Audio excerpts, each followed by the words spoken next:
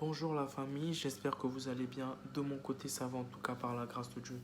Ce matin, je viens avec un nouveau sujet, un sujet très important. Et ce sujet concerne les rapports des parents avec les enfants. Il est très fréquent de nos jours d'entendre des enfants dire que non, lorsque je réussirai, je rendrai mes parents heureux. Que lorsque je serai riche, j'achèterai une belle voiture à mon père, j'achèterai une belle maison à ma mère. Et voilà, et autres. Laissez-moi vous dire que le lendemain ne nous appartient pas. Le lendemain appartient à Dieu. Personne ne contrôle le temps. Commencez de rendre vos parents heureux avec le peu de moyens que vous avez. Commencez d'agir positivement dès maintenant. Cela montrera que non, lorsque vous en aurez assez, vous ferez mieux que ça. Vous avez assez de crédit? Prenez de leurs nouvelles, appelez-les. Ah non, papa, je t'ai appelé parce que tu me manques. Vous savez, les parents ont maintenant tendance à croire que les enfants les appellent juste lorsqu'il y a des situations, lorsqu'il y a des problèmes. Appelez vos parents pour prendre de leurs nouvelles. Et au cours de chaque discussion, au cours de chaque conversation, arrangez-vous à décrocher leur sourire. Et à la fin, dites-leur que vous les aimez. C'est très important. N'attendez pas, n'attendez pas que vous ayez des millions, des milliards pour les rendre heureux. Commencez dès maintenant. C'est déjà une manière de les rendre heureux. Prendre de leurs nouvelles constamment. Vous avez un peu d'argent? Faites une surprise à votre mère. Maman, je t'ai envoyé un code. Avec cet argent, j'aimerais que tu achètes un panneau Super Wax. Papa, il y a une personne qui arrive au pays.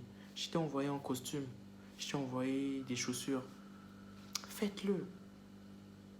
Cela prouve déjà que non, vous êtes assez mature, que vous êtes reconnaissant envers vos parents, que voilà, dans 2 matins, vous ferez mieux que ça. Vous savez, l'arbre de la bénédiction est planté dans la nature. Et c'est à chacun de nous de décrocher ces bénédictions. Et en agissant ainsi envers vos parents, c'est déjà une manière de décrocher vos bénédictions. Ça peut ou ne pas être votre père ou votre mère. Ça peut être votre grand-père, votre grand-mère. Ça peut être votre oncle, votre tante.